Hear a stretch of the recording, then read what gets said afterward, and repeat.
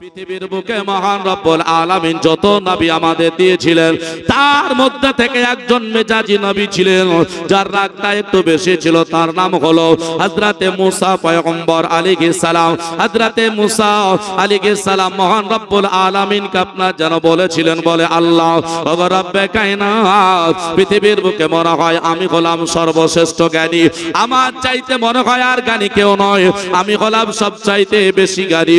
আল্লাহ পাক রব্বে কায়নাতের আপনার তরফ থেকে আওয়াজ চলে আসলো, হযরতে মুসা নবী আলাইহিস সালামের কাছে আপনার বার্তা চলে আসলো, হে হযরতে মুসা নবী আলাইহিস সালাম একটা কথা শোনো, না না না না, তোমার চাইতেও একজন মহাজ্ঞানী আছে, তোমার চাইতেও একজন মহাপুরুষ আছে, ওই ব্যক্তিকে তুমি দেখোনি, কোনোদিন তুমি চিনো না।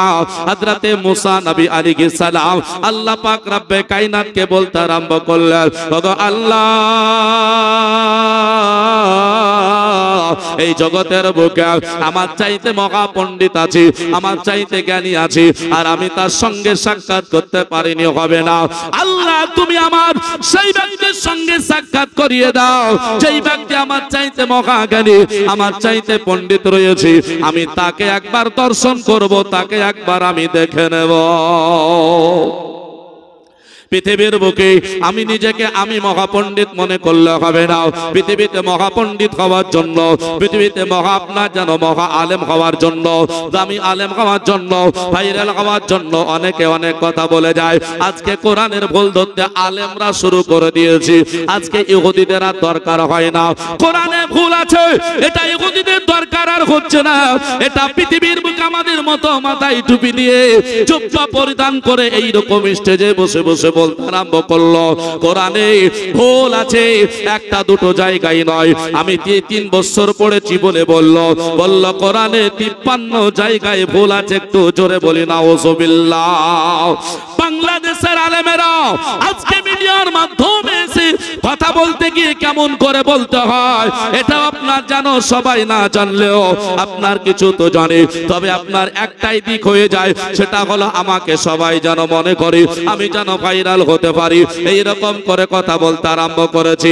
শুধু তাই নয়, আরো আলেম রয়েছে, যে আলেমের মধ্যে থেকে আপনার বলল কোরআন আপনার নির্ভেজাল নয়। পৃথিবীর ভারতবর্ষের আজকে এই মুর্শিদাবাদের কোন আলেম আপনার বলতে পারলো না যে আপনার কোরআন নির্ভেজাল নয়, কিন্তু যেই কথাগুলো আগে বললাম সামনে আবার বলতেছি, এটা হলো বাংলাদেশের বক্তা মাওলানা ডক্টর আপনার জানো মুজাফফর বিন মহসেন, সে বলল কোরআন শরীফ নির্ভেজাল নয়, কোরআনের মধ্যে ভেজাল ছিল, দীর্ঘ 5 বছর সময় ধরে কোরআনকে নির্ভেজাল বানিয়েছি। আচ্ছা এই ওয়াজ আছে না নাই? মুসলমান আমার ভাইরাও, তাহলে কোরআনে ভুল ধরলো একটা আলেম, সে আবার মহাপণ্ডিত মানুষ, তাকে বলছি কোরআনে নির্ভেজাল নয়, কোরআন ভেজাল ভরা, এটাও আপনার যেন বলছে, তাকে আবার মহাপণ্ডিত বলছি। কে বলল?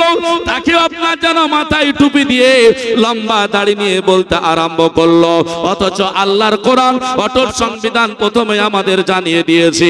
আল্লাহ তাবারক ওয়া তাআলা বললেন যালিকাল কিতাবু লা রাইবা ফি, আল্লাহ বললেন কোরআন, এই কোরআনকে তোমরা যদি দেখো বুঝতে পারবে এটি এমন একটি গ্রন্থ, এর মধ্যে বলতো দূরের কথা, ভুলের অবকাশ পর্যন্ত নাই। জোরে জোরে বলি সুবহানাল্লাহ।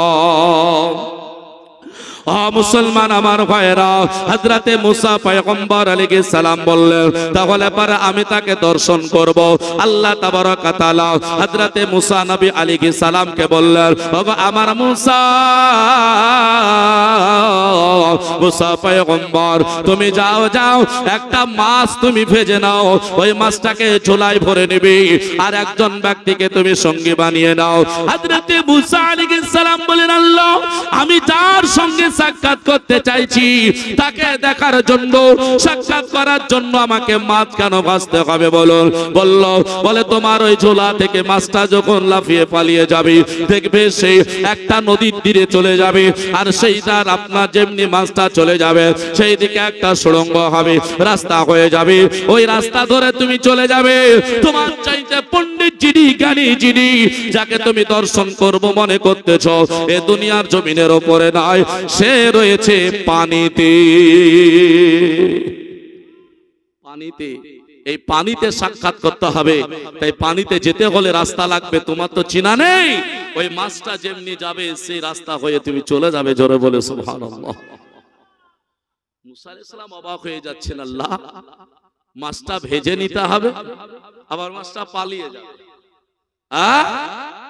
সঙ্গে নিলেন ইউসা বিন নুনকে। পৃথিবীর বুকে মানুষ বিশ্বাস করতে পারে না অনেকে।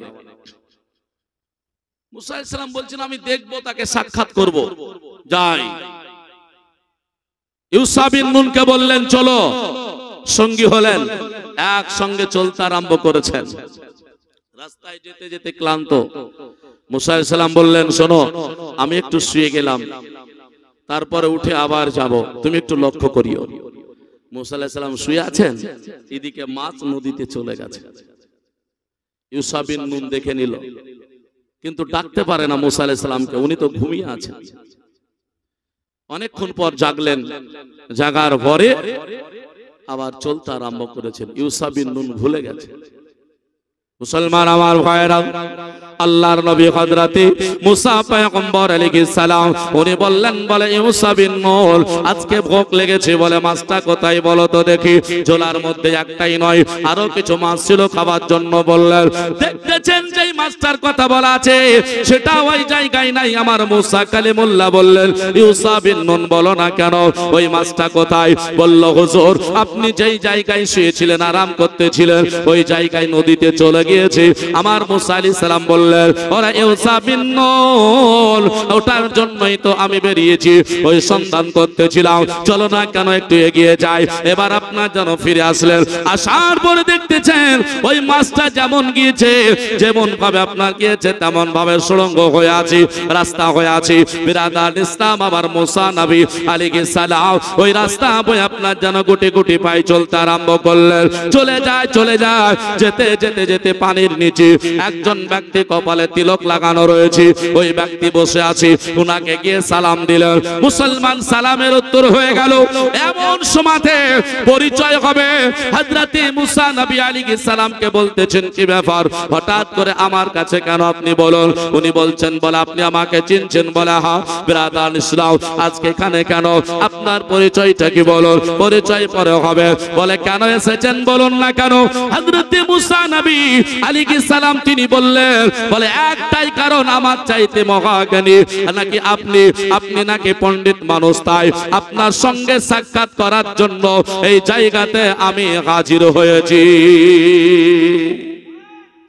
কথা হলো তো। বলে মহাজ্ঞানীকে দেখতে হলে, পণ্ডিতকে দেখতে হলে তার তো কিছু কাজ দেখতে হবে, না হলে তো বোঝা যাবে না। দেখে তো জ্ঞানের পরিচয় পাওয়া যায় না। মুসলমান, তাহলে কি করতে হবে? বলে চলুন একটু সফর করে আসি। যিনি পানিতে আছেন ওনার নাম হযরতে খাজির আলাইহিস সালাম, বাংলায় লেখা আছে খিজির। হযরতে মুসা নবী আলাইহিস সালাম ওখান থেকে খাজির আলাইহিস সালামের সঙ্গ হয়ে গেলেন। যেতে যেতে যেতে আপনার যেন নদীর কিনারায় উঠে আসলেন। ওইখানে কিনারাতে দেখছেন একটা ছেলে নৌকা নিয়ে আপনার যেন ওখানে করে, আপনার মাঝিরা যেমন থাকে ওই নৌকাতে করে মানুষগুলো পার করিয়ে দেয়। দিনের বেলাতে যতগুলো মানুষ পার করে, যে পয়সাগুলো হয় সেটাই তার পেটের খাবারটা জোগাড় করে, ওটাই তার খাবারের একটা রাস্তা, ওটাই রোজগারের রাস্তা। এবার আপনার যেন সেই নৌকাটায় চেপে গেলেন দুই নবী, আপনার হযরতে মুসা আলাইহিস সালাম, ওদিকে খাজির আলাইহিস সালাম, দুজনেই চেপে চলতে আরম্ভ করলেন। নদী পার হয়ে শেষ প্রান্তে গিয়ে আপনার নেমে গেলেন। যেখানে আপনার নামলেন ওই জায়গাতে সুন্দর আপনার নৌকাটা হযরতে খাজির আলাইহিস সালাম একটা বাড়ি দিয়ে ওই নৌকাটাকে ফুটো করে দেন। মেজাজি নবী হযরতে মুসা পয়গম্বর আলাইহিস সালাম উনি আপনার যেন সহ্য করতে পারছেন না। উনি বললেন, হুজুর, আপনি মহা পণ্ডিত মানুষ, এই গরিবের ছেলে নৌকাটা বয়ে বয়ে পেটের দুটো খাবার বানিয়ে নেয়, পেটের দুটো খাবার করে, আপনি নৌকা ফুটো করে দিলেন কেন? এ তো আরো পারে যেতে পারবে না, এ তো নিয়ে আর সে কাজ করতে পারবে না। হযরতে খাজির আলাইহিস সালাম মুচকি মুচকি গেছে গেছে বললেন, ওগো আমার মুসা পয়গম্বর, আল্লাহর নবী একটু শুনুন না কেন, এখানেই কি শেষ করব নাকি আমার সঙ্গে আর একটু সফর করা যাবে? হযরত মুসা পয়গম্বর আলাইহিস সালাম বললেন, হুজুর আর একটু সফর করা যাক, তাহলে এই রহস্য আমি একটু পরে বলে দেব, আর একটু সামনে তুমি এগিয়ে চলো।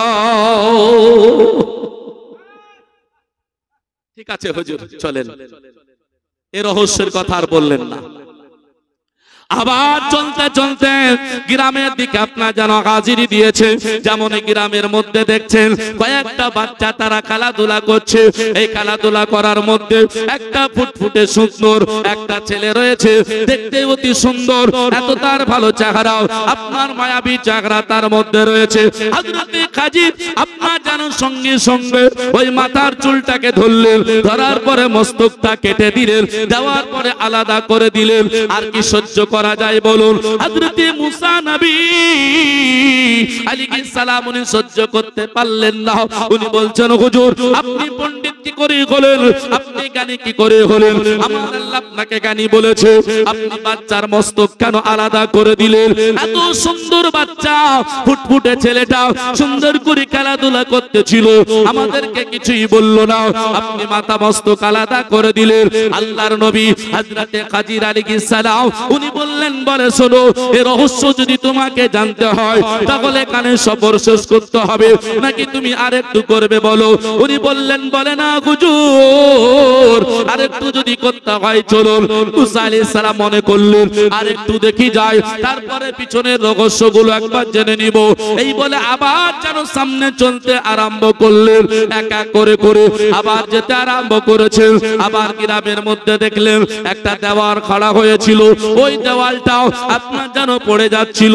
হযরতে খাজির আলাইহিস সালাম উনি আপনার যেন দেওয়ালটাকে খাড়া করে দিলেন। খাড়া হয়ে দাঁড়িয়ে গেল। হযরতে মুসা নবী বললেন, ওগো আল্লাহ, তোমার এই মহা পণ্ডিততার কাছ থেকে আমি জ্ঞান আর কি বলে এখান থেকে জেনে নেব, আর সামনে যাব না। হযরতে খাজিরকে বললেন, হুজুর আপনি আর আমাকে সফর করাবেন না, এখানে সমাপ্ত করুন। আর বলুন না কেন আপনি কেন এই কাজগুলো তিনটে করলেন? দেওয়ালটা যদি পড়ে যেত তাহলে কতই না ভালো হতো। এই দেওয়ালটাকে আপনি কেন খাড়া করে দিলেন? কেননা কত মানুষ আশা করে কার গায়ে হয়তো পড়ে যাবে। আল্লাহ আল্লাহ।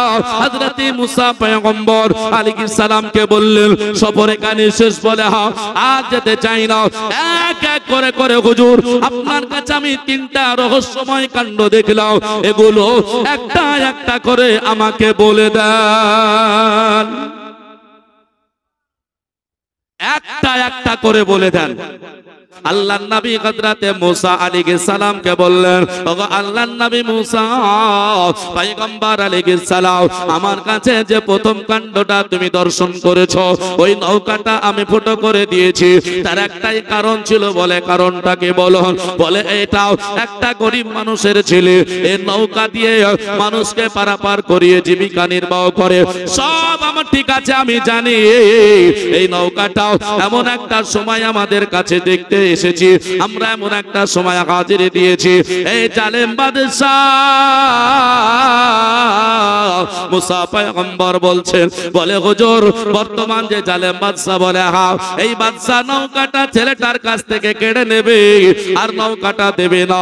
তাই মনে করলাম এই নৌকাটা যেন ওই পারে না চলে যায়, এই পারে যেন থেকে যায়। এই বাচ্চাটা এখানে করে নিয়ে থাকবে, যাতে করে মুসলমানের কোনো ক্ষতি না হয়ে যায়।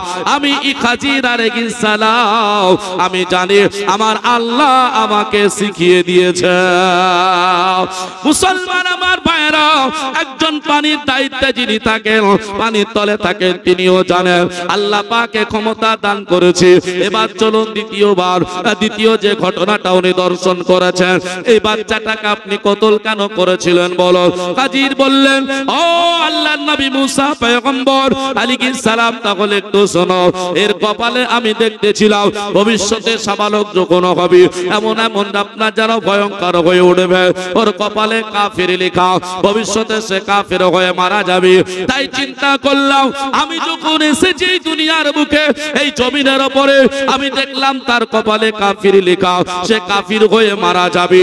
তাই চিন্তা করলাম এখনো সাবালক হয়নি, নাবালক রয়েছে, এখনো পর্যন্ত তার গুনাহ আমার আল্লাহ পাক রব্বে কায়নাতের ফেরেশতারা লিখে দিয়ে এখনই তাকে দুনিয়া থেকে বিতাড়িত করে দিলাম, যাতে করে সে বেঈমান হয়ে কাফের হয়ে দুনিয়া থেকে না যায়। মুসলমান আমার ভাইরা, এটা যদি খাজির আপনার বলতে পারে, আমার নবী কি ভবিষ্যতের কথা বলতে পারে না? আমার নবীকে বলতে পারে না ভবিষ্যতের কথা? বাবা মুসলমান আমার ভাইরা, বক্তাদের জবানে শুনেছে ব্যভিচার বেড়ে যাবে, মদখোর বেড়ে যাবে, জুয়াখোর বেড়ে যাবে, আপনার কি বলে অন্যায় বেড়ে যাবে। এগুলো কে বলেছে? একটু জোরে বলতে হবে, কে বলে গেছে? দয়ার নবী বলে গিয়েছেন। শুধু তাই নয়, আল্লাহর নবীর পাশে একটা জায়গা খালি আছে কার জন্য? আছে না? না জায়গাটা একজনের কবর আছে, মানে কবর এখনো হয়নি, খালি পড়ে আছে। কার জন্য গো? জানা আছে? হযরতে ঈসা আলাইহিস সালাম নবীর উম্মত হয়ে আসবেন, ব্রেনটা দেবেন। খাজির আলাইহিস সালাম যদি জানে, আমার নবী জানবে না কেন? শিক্ষা। বাদশার, সৌদি আরবের বাদশার এখনো পর্যন্ত কোনো ক্ষমতা হলো না ওই জায়গায় কাউকে দাফন করার। বলুন তো এই বাদশা কেন ঈসা আলাইহিস সালাম পৃথিবীতে আসার পরে ওনার ইন্তেকালের আগা পর্যন্ত ওই জায়গায় দাফন কেউ করতে পারবে? পারবে না। তাহলে এটা জায়গাটা রেখে গেলেন কে? দয়ার নবী। বলে গেলেন কে? দয়ার নবী। কবর হবে কার? ঈসা পয়গম্বরের। বললেন কে? মায়ার নবী। এটা কি ভবিষ্যতের কথা নয়? এরপরেও আপনি বলবেন নবী ইলমে গায়েব জানে না। আল্লাহ নিজস্ব জ্ঞানের অধিকারী, দয়ার নবী আতাই জ্ঞান, আল্লাহর দেওয়া জ্ঞানে অধিকার পেয়েছেন। এগুলাকেই বলে ইলমে গায়েব। তাহলে এগুলা বাস্তব বললাম, বাস্তব। মুসলমান আমার ভাইরা, আমার নবীকে নিয়ে একটু গবেষণা করলেই বোঝা যায়। হাজির যদি বলতে পারে নবী কেন বলতে পারবেন না? বলার উদ্দেশ্য হলো আল্লাহ পাক আমার নবীকে ক্ষমতা দান করেছে। এমনকি কোরআন শরীফে একটি আয়াত আমার আল্লাহ তাবারক ওয়া তাআলা দিয়েছে। আল্লাহ পাক আমার নবী সম্পর্কে আপনার যেন বলে দিয়েছেন যে আল্লাহ তাবারক ওয়া তাআলার নবী গায়েবের খবর দিতে কৃপণতা করে না। আল্লাহ বলেন ওমা হুয়া আলাল গায়বি বিদানিন। আল্লাহ বলছেন নবী আমার অদৃশ্যের খবর বলতে কৃপণতা করে না। জোরে বলে সুবহানাল্লাহ। হযরতে মুসা নবী আলাইহিস সালাম বলছেন গো হুজুর, আমি তো অবাক হয়ে গেলাম, আপনি ভবিষ্যতের জ্ঞান অর্জন করেছেন, শুধু তাই নয় বাস্তব চোখে আপনি দর্শন করতেছেন। বিরাদার নিশিলাও উনি অবাক হয়ে বললেন হুজুর আমি দুটোই বুঝে গেলাম। তাহলে ওই দেওয়ালটা কেন খাড়া করে দিলেন বলুন? হযরতে খাজির আলাইহিস সালাম তিনি বলতে আরম্ভ করলেন ওগো মুসা পয়গম্বর, একটাই কারণ, ওই দেওয়ালটা যখন পড়ে যাচ্ছিল আমি চিন্তা করলাম ওই দেওয়ালের তলে খাজানা ভরা আছে, ওই দেওয়ালের তলে তার বাবা মা খাজানা রেখে গিয়েছে। দুনিয়া ছেড়ে বিতাড়িত হয়ে আজ তারা কবরে রয়েছে।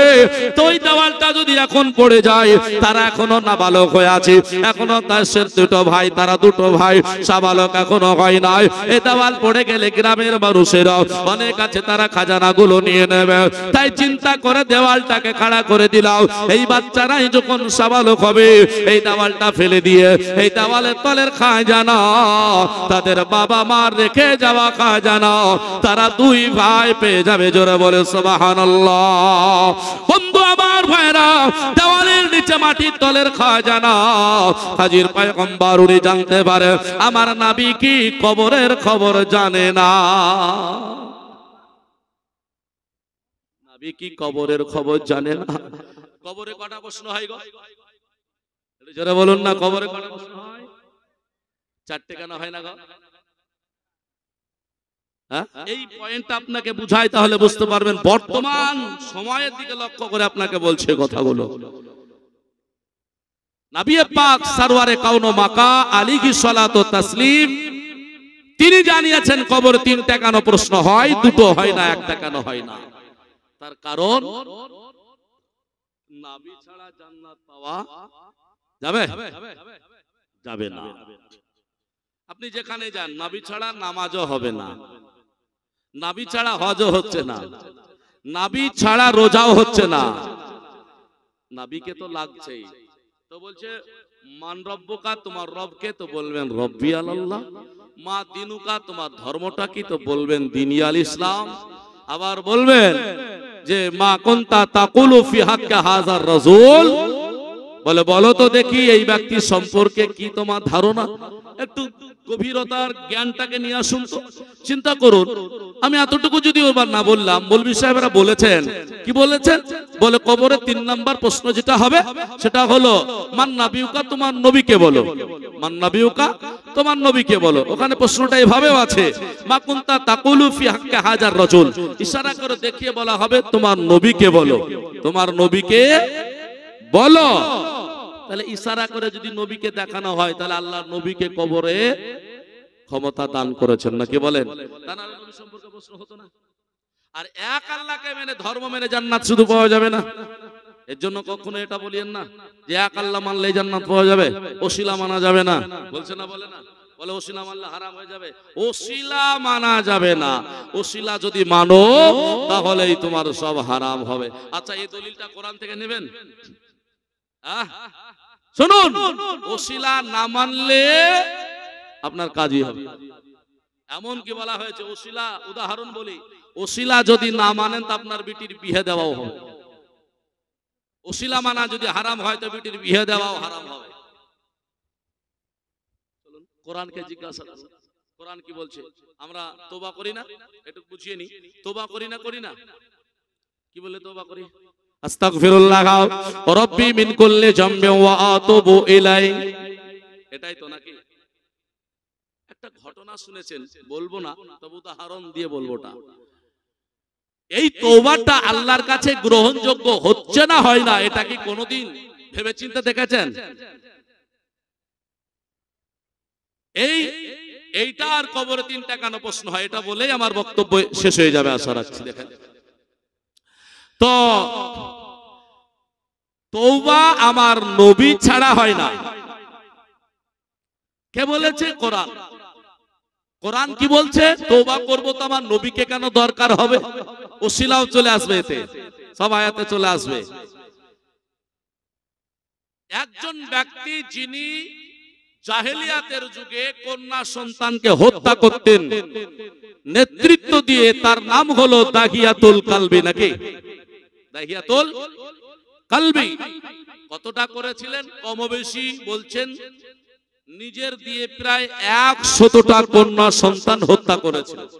এই ঘটনা আপনারা যারা জালসা মিলাদ শুনেন, আপনারা শুনেছেন না শুনেননি? শুনেছেন না? আচ্ছা বলেন, ঘটনা তো শুনেছেন যে কন্যা সন্তান হলে গলায় টিপন দিয়ে মেরে দেয়, কিন্তু যিনি মেরে দিয়েছেন নেতৃত্ব দিয়ে, তিনি তো তওবা করে আবার মুসলমান হয়ে নবীর সাহাবী হয়েছেন, নাকি? তো উনি কেন তওবা করলেন, কিভাবে তওবা করলেন, কোথায় করলেন, এটা জানতে হবে না? এত পাহাড় সমতুল্য গুনাহ ওনার মাফ হয়ে গেল, আর আমাদের ছোটখাটো গুনাহ মাফ হবে না? আল্লাহর কোরআন দেখছেন কি? আল্লাহর কোরআন, আল্লাহ পাক আয়াত দিলেন লা তাকনাতু মির রাহমাতিল্লাহ। আল্লাহ বলছেন তোমার যদি পাহাড় সমতুল্য গুনাহ হয়, তুমি নিরাশ হয়ো না, নৈরাশ্য হয়ো না, তুমি দূরে সরে যেও না, এক আল্লাহর কাছে তওবা করে নাও, আল্লাহ তোমার পাহাড় সমতুল্য গুনাহ মাফ করে দেবে। আল্লাহ কথা দিয়েছেন মাফ করে দেবে। মুসলমান মাপ যদি করে নিতে হয় সিস্টেমে যেতে হবে, নচেত হবে না। মাপ যদি করে নিতে হয় সিস্টেমের মাধ্যমে করতে হবে, নচেত হবে না। সিস্টেমটা কি, তওবা কেমন করে করব? তাই তো তাকিয়াতুল কলবি সিস্টেমে যাওয়ার পরে তওবা করেছিল। কোরআন বলতেছে ওয়াইদ যালামু আনফুসাহুম জাউকা, আল্লাহর কোরআন বলতে আরম্ভ করলো যখন তুমি নফসের প্রতি জুলুম করবে, অন্যায় করে ফেলবে, গুনাহ করে ফেলবে, যাও কাও আগে আমার রাসূলুল্লাহর দরবারে চলে যাও। জোরে জোরে বলে সুবহানাল্লাহ, ফাস্তাগফিরুল্লাহ। তারপরে আমার আল্লাহ রব্বুল আলামিন তিনি বললেন আমার কাছে তওবা করো। মানে আগে আল্লাহ বললেন বলে যাও কাও নবীর কাছে আগে যাও, ফাস্তাগফিরুল্লাহ। তারপরে আল্লাহ বলছেন আমার কাছে তওবা করো। তাহলে গুনাহ করলে আগে কোথায় যেতে বললেন? আগে রাসূলের দরবারে যাও। কোথায় লেখা আছে? কোরআন শরীফের সূরা নিসার যে 63 নম্বর আয়াত বলেছিলাম, একটু পড়েছিলাম, বাকিটা পড়ছি। ওয়া ইয যালামু আনফুসাহুম জাউকা, নফসের প্রতি জুলুম করেছো, নবীর কাছে চলে যাও, ফাস্তাগফিরুল্লাহ। তারপর আল্লাহর কাছে তওবা করো। আর আমি বলছি তওবা করব তো নবীর কাছে কেন যাব? বলছি না, বলি না। এখন প্রশ্ন জাগতে পারে হুজুর, বলে কি হলো? নবী তো আছে মদিনায়, পাবো কি করে? নাকি নবী তো আছে কোথায়? মদিনায়, তো পাবো কি করে? কোরআন বলছে মানুষ ভুলে যেও না, কোরআনকে সাক্ষ্য রেখে বলতেছি বাবা, ওই কোরআনের মধ্যে লেখা আছে, কোরআন শরীফ 22 পারা সূরা আহজাব আয়াত নাম্বার 6, জগতের মানুষকে আল্লাহ বলেছেন তোমরা চিন্তা করো না, নবীকে মক্কা মদিনায় খুঁজতে হবে না, নবীকে আপনার পাকিস্তান আফগানিস্তানে খুঁজতে হবে না, নবীকে ইরানে খুঁজতে হবে না, নবীকে আমেরিকায় খুঁজতে হবে না, নবীকে ইরাকে খুঁজতে হবে না। আল্লাহ নবীকে কোথায় গেলে পাওয়া যাবে? আমার আল্লাহ রাব্বুল আলামিন বললেন তুমি যদি মুমিন মুসলমান হও তোমার নফসের চাইতেও নিকটে আমার রাসূলুল্লাহ রয়েছে। এটা কোরআন বলল।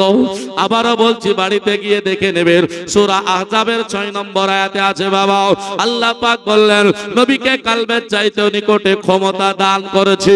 একটু নবীকে স্মরণ করলে বাবা পাওয়া যায়। তাই আল্লাহ বললেন পাহাড় সমতুল্য গুনাহটা যদি নিজেকে মাফ করে নেব মনে করো, আমার নবীকে ধরো, নবীকে স্মরণ করে আমার কাছে তওবা করে নাও। শুধু আল্লাহর কাছে ভাবে তওবা করলেই হবে না। আমার আল্লাহ রাব্বুল আলামিন বললেন আয়াত শেষ হয়নি, ওয়াস্তাগফারা লাহুমুর রাসূল, যে তওবাটা আমি আপনি করব ওই তওবাটাই যদি আমার রাসূলুল্লাহ সমর্থন করে দেয়, রাসূল যদি একবার বলে দেয় এটা আমার উম্মত, আমার আল্লাহ কোরআনে কথা দিলেন লা ওয়াজাদুল্লাহ তাওবান রহিমা, আল্লাহ বললেন তোমার জন্য আমি অত্যন্ত ক্ষমাশীল হয়ে যাই, দয়ালু হয়ে যাই। আল্লাহ বান্দা বান্দিকে বললেন তুমি যখন তওবা করবে, আমার নবীকে স্মরণ করবে, আমার নবীকে ধরবে, আমার নবীকে যদি তুমি পেয়ে যাও, আমার নবী যদি তোমাকে উম্মত বলে গ্রহণ করে নেয়, আমি আল্লাহ তোমার জীবনের গুনাহ পাহাড় সমতুল্য কেন আসমান সমতুল্য হলেও আমি আল্লাহ তোমারে ক্ষমা করে দেব। তার কারণ হলো আল্লাহর 99টা নামের মধ্যে এক জায়গায় আছে ইয়া আল্লাহ, ইয়া রহমান, ইয়া রহিম আছে না নাই? ইয়া রহমান আছে, ইয়া রহিম আছে। আবার আল্লাহ 99টা নামের মধ্যে বলে ইয়া গফুরু, ইয়া গফফার, আল্লাহ দয়ালু দাতা, আল্লাহ ক্ষমাশীল। আল্লাহ বলছেন আমি ক্ষমাশীল, আমি দয়ালু দাতা তোমাদের জন্য।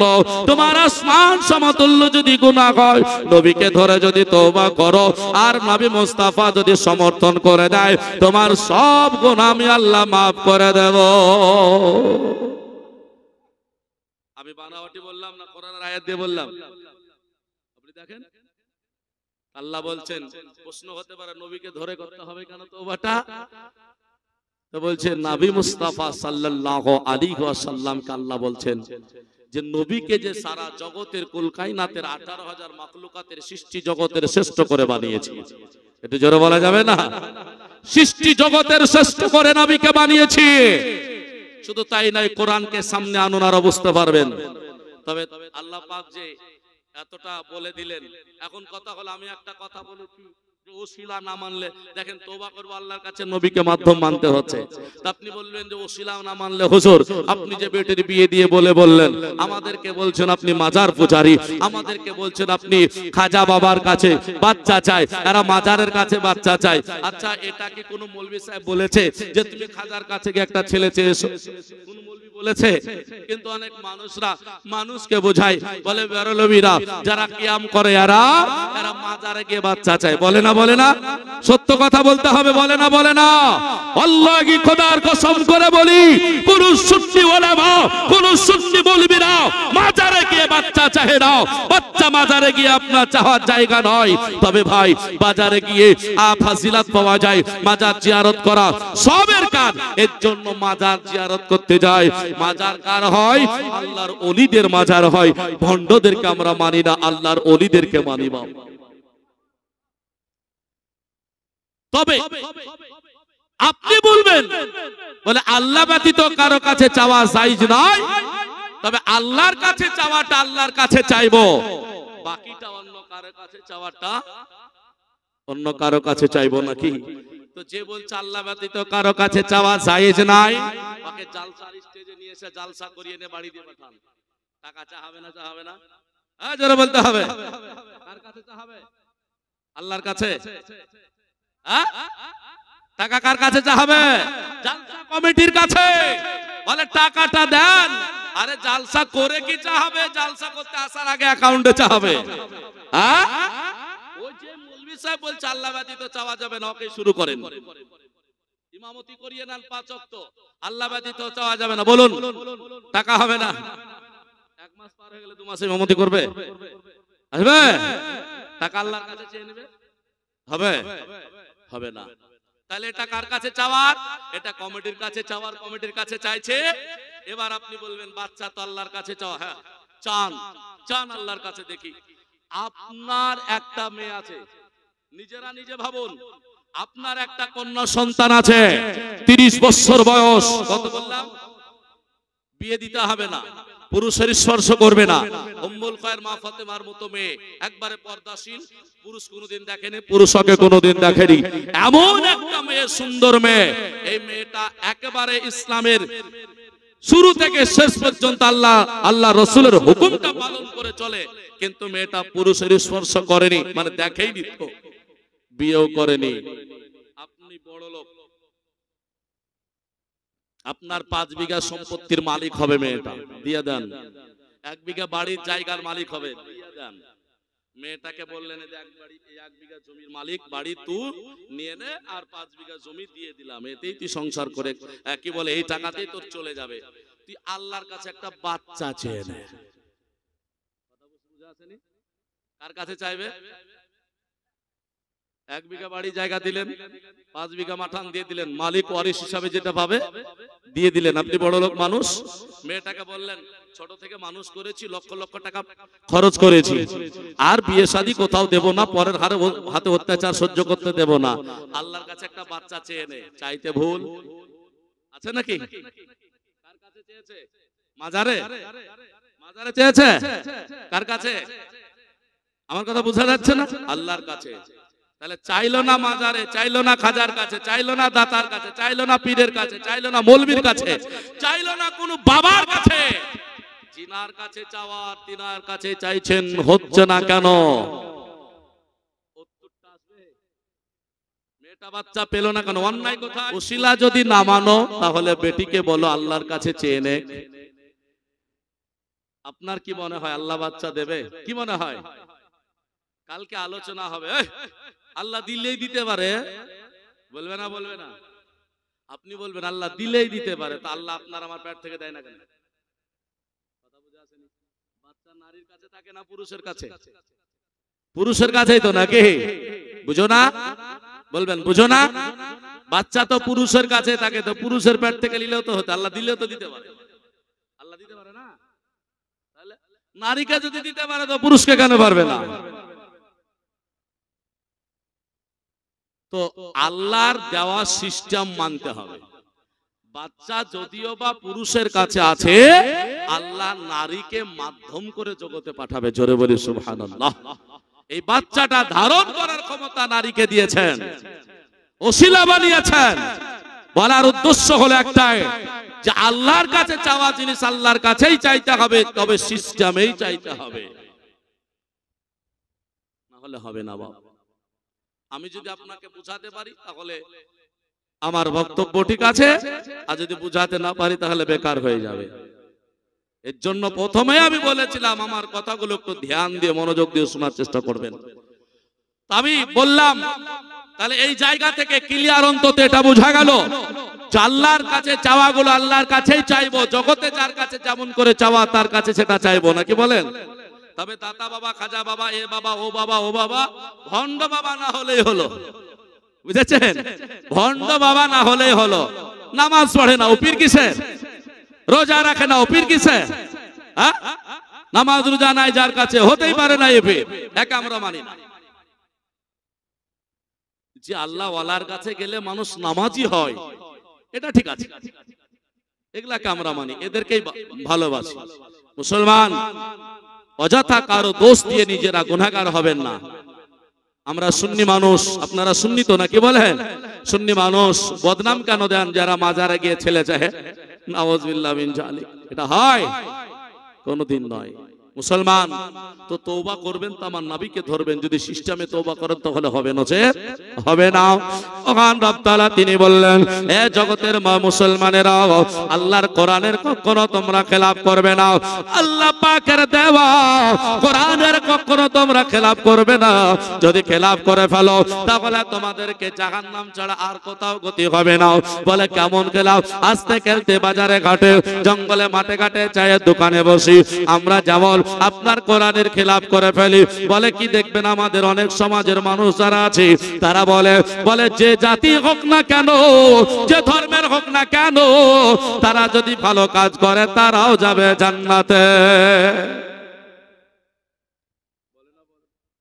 হিন্দু ভালো কাজ করলে জান্নাতে যাবে, জৈন ভালো কাজ করলে যাবে, ইহুদিরা ভালো কাজ করলে যাবে, খ্রিস্টানেরা ভালো কাজ করলে যাবে, মুসলিমেরা ভালো কাজ করলে জান্নাতে যাবে, আপনার জানো নাসারারা ভালো কাজ করলে জান্নাতে যাবে, সব ধর্ম জান্নাতে যাবে ভালো কাজ করলে। এটা হলো জগতের মানুষের কথা না আল্লাহর কথা? মানুষের কথা, তাই না? এটা হলো মানুষের কথা বাবা। কেননা আল্লাহর কোরআন বলে ইন্নাদ দীনা ইনদাল্লাহিল ইসলাম। আল্লাহ বলেন পৃথিবীতে আমি যত ধর্ম দিয়েছি, এই ধর্মগুলোর মধ্যে যদি কোন শ্রেষ্ঠ ধর্ম যদি থাকে, ভালো ধর্ম যদি থাকে, পছন্দনীয় ধর্ম যদি থাকে, ওই ধর্মটার নাম হলো ইসলাম। আল্লাহ বললেন যে যা ধর্ম করছে করুক, ওটা আলাদা বিষয়, কিন্তু আপনি যখন মুসলিম ইসলাম ধর্মে আছেন তখন আপনাকে বলতে হবে যে আমার ধর্মটাই ঠিক। তারপরে যে যা করছে আপন আপন ধর্ম তার কাছে ওটা। কিন্তু আপনি তো অন্তত বলবেন, যেহেতু আপনি কোরআন মেনে মুসলমান, কিন্তু আপনার মুখ দিয়ে কেন বেরোবে সবাই ঠিক? এটা কি করে হতে পারে? এটা হতে পারে না। মুসলমান আমার ভাইরা, তাই তো দয়ার নবী, মায়ার নবী, রাহমাতাল লিল আলামিন আপনার যেন বলে দিলেন, বলে কখনোই নয়, কখনোই নয়, আল্লাহ পাকের সিস্টেমটা দেওয়া তোমাকে মেনে নিতে হবে। আল্লাহর নবীকে ধরে তওবা করুন। আর একটু এগিয়ে যাই তাহলে বুঝতে পারবেন কেন নবীকে ধরে তওবা করব। আল্লাহর কোরআনকে জিজ্ঞাসা করি, বলে কোরআন তুমি একবার বলো নবীকে ধরে কেন তওবা করতে হবে? আল্লাহর কোরআন বলে জানো না, আমার নবী পাক আলাইহিস সালাম হলো জান্নাতের দলিল। কেউ যদি জান্নাত পাবো মনে করো তাহলে তোমাকে নবী মুস্তাফার কাছে যেতে হবে। আল্লাহর কোরআন বলছে কদ জাআকুম বুরহানুম মির রাব্বিকুম। আল্লাহ পাক বললেন নিশ্চয় তোমাদের নিকটে এসে গিয়েছে আল্লাহর তরফ হইতে একটি অকাট্য দলিল। এই দলিলটা হলো আমার রাসূলুল্লাহ। আল্লাহুম্মা সাল্লি আলা মাওলানা মুহাম্মদ ওয়া আলা আলি সাইয়্যিদিনা মুহাম্মদ সাল্লি আলা মুহাম্মাদিন हरदम ज़बान से निकालो पाक नामे मोहम्मद हरदम ज़बान মোহাম্মদ সাল্লাল্লাহু আলাইহি ওয়াসাল্লাম বাবা ওই নবী পাক আলাইহিস সালামের একটু জীবন আদর্শ শুনুন, বুঝতে পারবেন। দয়ার নবী, মায়ার নবী, রাহমাতাল লিল আলামিন। কোন মানুষকে কোন জায়গাতে আপনার যেন ফাঁকি দেয় নাই। আল্লাহ পাকের নবী আমার বলেছেন, মক্কাতে যাওয়ার পরে মানুষ যখন তোমরা কাবা তওয়াফ করলে, সাফা মারওয়া সাই করলে, একটা তোমাদের হজ হয়ে গেল। এই হজটা মক্কায় যতদিন আছো ততদিন অন্তত একটা দিনে একবারও মানুষ হজ করে না। যারা উমরাতে যায় যতবার যতটা দিন থাকে ততটা উমরা করে ফেলে। যারা বড় আকবরে হজে যায় তারা আপনার করার চেষ্টা করে। আল্লাহর নবী দেখলেন, বলে না মক্কাতে যতদিন থাকবে ওই মক্কায় থাকার পরে হজের সওয়াব পাবে। আমার মদিনা শরীফে আসবে, আমার মদিনাতে আসার পরে আমার উম্মতেরা ঘুরে চলে যাবে, এত বড় সওয়াব পাবে না, হবে না। দয়ার নবী আমার মদিনাতে মসজিদে কুবা, যেটা প্রথম মসজিদ হয়েছিল, ওই মসজিদে কুবাতে আপনার বলেছেন, এই মসজিদে কুবাতে যারা 2 রাকাত এসে নামাজ পড়বে, আমার নবী মুস্তাফা বললেন তাদের জন্য একটা করে উমরা হজের সওয়াব আল্লাহ দান করে দেবে। জোরে বলে সুবহানাল্লাহ।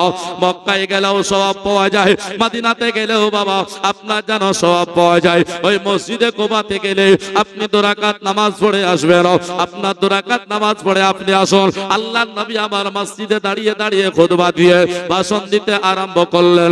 নবী আমার সাহাবীদেরকে সামনে নিয়ে বললেন, আল জান্নাতু তাহতা আকদাবি উম্মাহাতুকুম। নবী আমার বললেন, তোমাদের মা কার কার আছে বলো বলো। তোমাদের মা তো সবার আছে। বলে সবাই বলল, হুজুর মা না হলে কি আমরা জন্ম নিতাম বলো। বলে তা তো ঠিকই, তোমাদের মা আছে। আল জান্নাতু তাহতা আকদামি উম্মাহাতুকুম। নবী বললেন, তোমার মায়ের কদম তলে তোমার জান্নাত। আর একবার জোরে বলে সুবহানাল্লাহ। যেমন মায়ের তলে জান্নাত বলা, দয়ার নবী, মায়ার নবী, রাহমাতাল লিল আলামিনের জবান দিয়ে বাবা বেরোনো। সাহাবী কিছু উঠতে আরম্ভ করলো। সাহাবীকে জিজ্ঞাসা করা হলো, এ আমার সাহাবী, আজকে এত তাড়াতাড়ি উঠে যাচ্ছ কেন বলো। সাহাবী রাসূল বলেন, ইয়া রাসূলুল্লাহ, ইয়া হাবিবাল্লাহ, নবী গো আর কি বলবো। আপনি যখন বললেন মায়ের কদম তলে জান্নাত, বাড়িতে আমার মা এখনো বেঁচে আছে, এই সৌভাগ্যটুকু হাসিল করে নি, মায়ের কদম তলে একবার চুমা দিয়ে আমি জান্নাতের চৌকাটে চুমা দেওয়া হকদার হয়ে যাব। সাহাবীরা এক এক করে করে যাদের মা দুনিয়াতে বেঁচে ছিল তারা উঠতে আরম্ভ করে দিয়েছে। এবার আপনার কিছু সাহাবীদের মনটা বিগড়ে গেল, চেহারাটা পিলা হয়ে গেল, চেহারাটা একটু যেন আপনার খারাপ মনে হলো। দয়ার নবী বলছেন, তোমাদের মনটা খারাপ হয়ে গেল কেন বলো। এরা তো আনন্দের সহিত বাড়ি চলে গেল, তোমাদের মন কেন খারাপ। আল্লাহর নবীকে বলেন, হুজুর এই কারণে মনটা খারাপ হয়ে গেল, আমাদের মা দুনিয়ার মুখ থেকে বিদায় নিয়ে চিরতরের মতো কবরে চলে গিয়েছে। ওই মা যদি দুনিয়ায় এখন বেঁচে থাকতো, ওগো নবী গো, ওই মায়ের কদমে চুমা দিয়ে দিতাম আর জান্নাতের চৌকাটে চুমা দেওয়া হকদার হয়ে যেতাম। আজকে মা নয়, ওই মাকে কবরে রেখে চলে এসেছি, এর জন্য মনে বড় ব্যথা।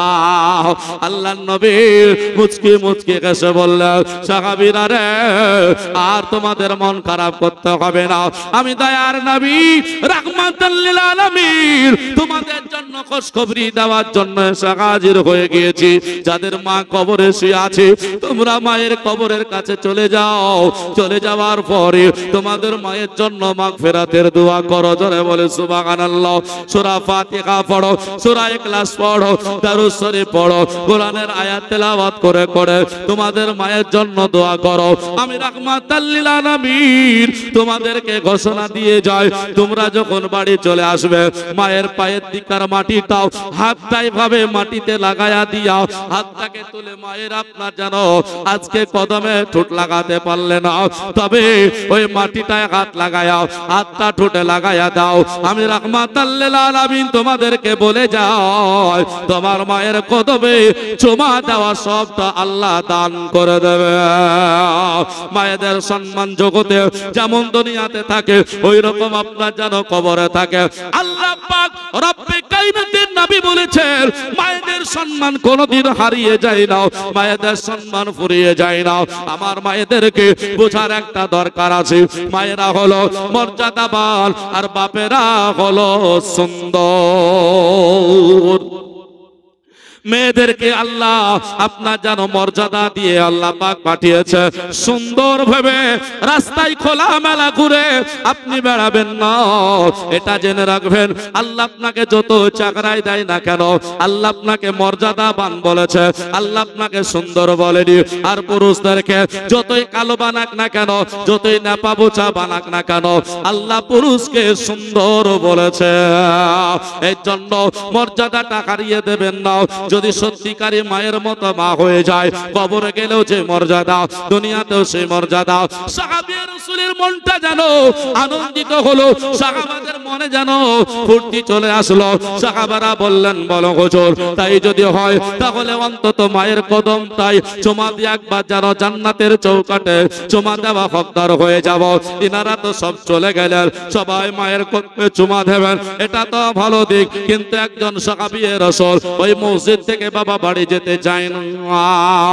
শুধু মন খারাপ এটা নয়, ওনার দুই নয়নের পানি ঝরঝর করে বইতে আরম্ভ করলো, চোখের পানি বইতে আরম্ভ করে দিয়েছে। আল্লাহর নবী আমার বললেন, হে সাহাবী তোমার আবার কি হলো বলো, বলো এত কান্না কেন করো, বলো চোখে কেন পানি ঝরছে তোমার, বলো এতক্ষণ পর্যন্ত সমস্ত সাহাবীর সমাধান করে দিয়েছি, তোমার কেন চোখে পানি বলো। সাহাবী রাসূল বললেন, ইয়া রাসূলুল্লাহ ইয়া হাবিবাল্লাহ, হুজুর জগতে আমার মা বেঁচে আছে, আমার মা বাড়িতে আছে, এত বড় ফজিলত, এত বড় সওয়াবের কাজ, এত ভালো কাজ, তবু আমি আজকে ওই মায়ের কদম একবার চুমা দিতে পারবো না। নবী বলছেন, কেন? তোমার মা বেঁচে আছে, তাহলে তোমার মায়ের কদমে কেন চুমা দিতে পারবে না? উনি বলছেন, বলে হুজুর তো বড় আফসোসের ব্যাপার, বলে কেন? আমার মা এখনো কালমা পড়ে মুসলমান হয়নি, আমার মা এখনো মুশরিকা রয়েছে। মা যদি মুসলমান হয়, কালেমা পড়ে নাই, তাহলে মর্যাদাবান হয়ে গেল। আর যদি না হয় তাহলে মা আপনার সেও যেন এ মর্যাদা পাবে না। তাই উনি কাঁদছেন, বলে হুজুর আজকে আপনাকে কি বলবো, মায়ের কাছ থেকে যখন আপনার কাছে আসি, আমি গোপনে আসি, মাকে কোনোদিন বলি নাই, মাকে গো ছুপে ছুপে আসি। ওগো নবী গো, আপনার নাম যখনই আমার মা শুনে নাই, ওই মা আপনাকে গালি দেয়, আপনার প্রতি চরম তার রাগ, আপনার উপরে দুঃখ, আপনাকে সইতে পারে না। আল্লাহর নবী গেছে গেছে বললেন, তোমার মামাকে গালি দেয়, বলে হ্যাঁ, আজকে তুমি কান্না করছো মায়ের কদমে চুমা দেওয়ার জন্য বলেছি, তুমি এখন কি চাও বলো? সাহাবী রাসূল বললেন, ইয়া রাসূলুল্লাহ, হুজুর আমার কিছু চাওয়ার নয়, একটাই হলো চাওয়া, ওই মা যদি কালমা পড়ে মুসলমান হয়ে যেত, মুসলিমা যদি হয়ে যেত, আমি মায়ের কদমে চুমা দিয়ে জান্নাতের চৌকাটে চুমা দেওয়ার হকদার হয়ে যেতাম। বন্ধুগণ আমার, ভাইরা, পৃথিবীর বুকে এখনো পর্যন্ত মায়ের সম্মান এটা আমরা দিতে পারিনি, আমরা কেউ মায়ের কদমে চুমা দিতে পারিনি। রাসূলের হাদিস, তার কারণ একটা দিক হয়, আমার পূর্বে যারা ছিল এই আমাদের সিলসিলা রাখেনি, আমরাও দিতে পারিনি, এইরকম করে আমার জীবনটা কেটে গেল। বাবা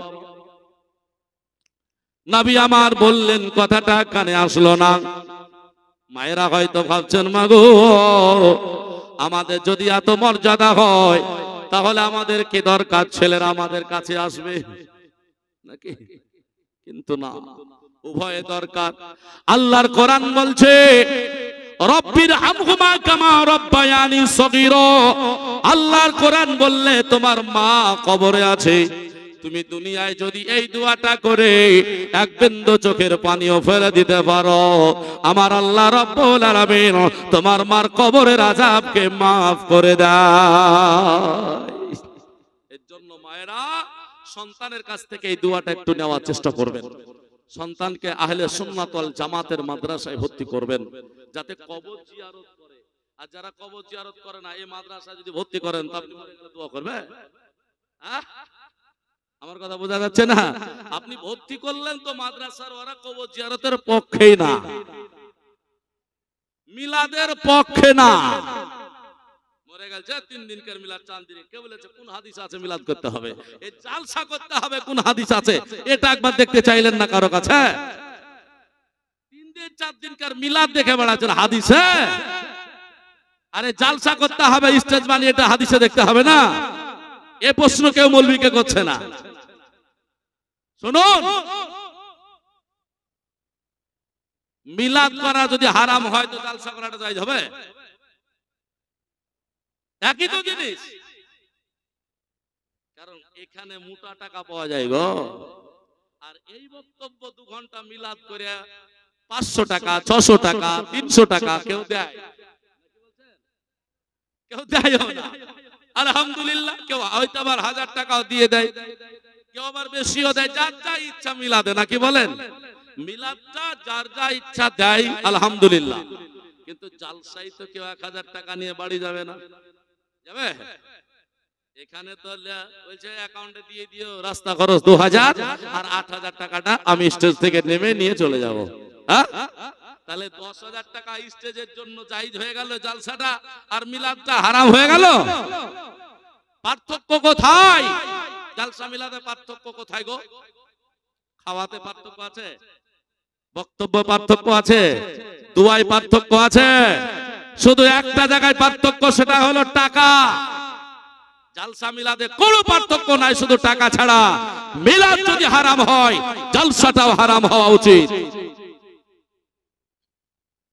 মুসলমান এগুলো সাধারণ বুদ্ধি নেন, সাধারণ জ্ঞান নেন, অথচ কোরআনে মিলাদের কথা লেখা আছে।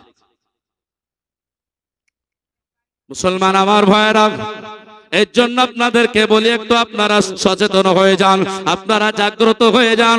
আপনারা জাগ্রত হলেই কাজ হয়ে যাবে।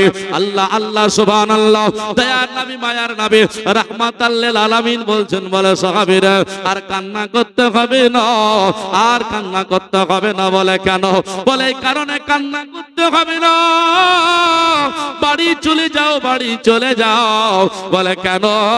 আমি রাসূলুল্লাহ আল্লাহ পাকের কাছে দোয়া করে দেব, তোমার মা মুসলমান হয়ে যাবে। আর বলছে দোয়া করে লাভ কি? মেঘে যখন পানি হয় না 1 মাস ধরে, খরা বয়েছে, পাট নিচের দিকে নামছে। পাট নিচের দিকে নামে না? নামে না গো পাট নিচে? তার মানে তো নিচে নামছে ও। মানুষ বড় 60 লাঠি ধরে কুকড়িয়েছে, মানে নিচে নামছে ও। তো বলছে চলো এবার মাঠে দোয়া করতে। বিপদে পড়লে দোয়া, বিপদে পড়লে দোয়া, নইলে দোয়া নয়। মুসলমান আমার ভাইরা, এই কাজটা করিয়েন না। যে কাজটা করবেন সলিড কাজ করবেন বাবা। মরে গেলে ইমাম সাহেব যার পিছনে 5 ওয়াক্ত নামাজ পড়েন, কিয়ামতে একটা নেকি দিবে। জোরে বলতে হবে, দেবে? বলিয়েন তো, আমার নাম্বারটা হুজুরের কাছ থেকে নিয়ে নিয়েন, নালে হুজুরকে জানিয়ে দেন। যার পিছনে 5 ওয়াক্ত নামাজ পড়ছেন, কালকে গিয়ে বলবেন, হুজুর আপনার পিছনে 5 ওয়াক্ত নামাজ পড়ি, আমাকে কিয়ামতের ময়দানে একটা দুটো নেকি কমে গেলে দিয়েন তো। হ্যাঁ, দিবে না? ভালো করে বুঝুন, দিবে না।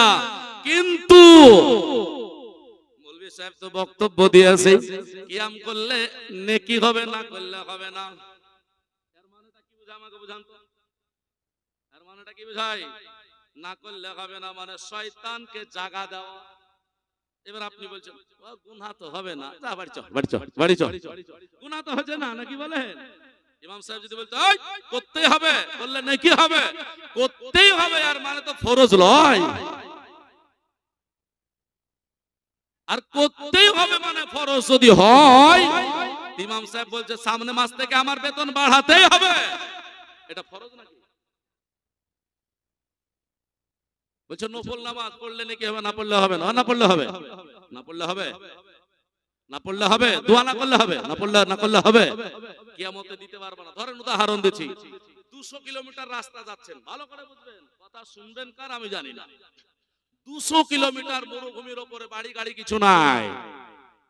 100 কিলোমিটার যাওয়ার পরে আপনার রাস্তার গাড়ি পাংচার, মোবাইলে একবারে টাইম 10-11টা ফুল বাজছে, আর 11 সেকেন্ডে আমার ব্যালেন্স মারতে হবে, আর কল হবে না। তাহলে বাকি কত সেকেন্ড আছে? 11 সেকেন্ড। চট করে কল করে দিলাম, লেগে গেল। ভাই বলে কি হলো? বলে অমুক জায়গায় পড়ে আছি, গাড়ি পাংচার, আর যাওয়ার পরিস্থিতি নেই। গ্যারেজওয়ালাকে ফোন করে দিলেন, এসে ছেড়ে দাও। আচ্ছা, এই উপকারটা হবে না? হবে না। কতটুকু? 11 সেকেন্ডের জন্য, নাকি বলেন? 11 সেকেন্ডের জন্য। এবার যদি আপনার 11 সেকেন্ডটা যদি পার হয়ে যায়, একটা সময় ছিল না 10 পয়সা কল ছিল না? ছিল না? যদি 9 পয়সা কল ছিল, পয়সা ফোন হয়েছে 9 পয়সা ছিল আপনার মোবাইলে, কিন্তু কল হলো 10 পয়সা। ফোনে আপনি কল করতে পারতেন? 9 পয়সা থাকার পরও কল হতো না। কম কতটা? কম কতটা গো? 1 পয়সা মাত্র, নাকি? মাত্র 1 পয়সা কম, 9 পয়সা আছে। তো দেখা গেল এটা কিয়ামতে ঘটবে না তো? জিন্দেগিতে সব নেকি করেছেন, আর মিলাদ মাহফিল জলসা করে একটু দুরুদ ও সালাম খানি হতো, বলছিলেন না করলেও হবে, চল এবার বাড়ি। সালাম পড়তে উঠছে আর সুসুর করে পালাচ্ছে, হবে না তো? যেটা করলে নেকি হতো কিয়ামতে, এই নেকিটা কমে গেলে জাহান্নামে। বুঝেননি? এই নেকিটা কমে গেলে জাহান্নামে। তখন মৌলভী সাহেবকে বলেন, আপনি তো বলেছিলেন না করলেও হবে, আমি ওটা না করার জন্য আমার 2টা নেকি কমে গেছে। হবে? হবে না, হবে না। মুসলমান তাহলে আপনাকে বুঝে নিতে হবে। বলে যেখানে নেকির কাজ সেখানে থাকবেন। এর জন্য বলেছিলাম বাবা, সন্তানকে ভর্তি করার সময় মাদ্রাসায় দেখে শুনে ভর্তি করুন। চলুন, নবী আমার বললেন, সাহাবী বাড়ি চলে যাও, আল্লাহর কাছে দোয়া করে দেব, আল্লাহ পাক কবুল করে নেবে। সাহাবী রাসূল গুটি গুটি পায় বাড়ির আপনার দরওয়াজাতে হাজির হয়ে যায়। দরওয়াজায় গিয়ে মা মা মা মা করে ডাকতে আরম্ভ করেছে। মা প্রত্যেক দিনের মতো বেটার আওয়াজ পেয়েছে, প্রত্যেক দিন দরওয়াজা খুলে দেয়, বেটাকে বকানি দেয়, কোথায় ছিলি, কেমন ছিলি, আর কেমন করে আসছিস, খাওয়া নাই দাওয়া নাই, মায়ের যেটা কথা বাবা। কিন্তু আজকে হঠাৎ করে মা ভিতর থেকে আওয়াজ দিতে আরম্ভ করলো, ওরে বেটা, আজকে দরওয়াজা খুলতে একটু দেরি হবে, তুমি একটু দাঁড়িয়ে থেকো, আমি দরওয়াজা এসে খুলে দেব। সাহাবী রাসূল চিন্তা করলেন, আমার মা আজকে মনে হয় কোনো পরিবর্তন হয়েছে, কেননা প্রত্যেকদিন দরওয়াজা খুলে দেয়, আজকে তো দরওয়াজা খুলে নাও, বরং অপেক্ষা করতে বলে।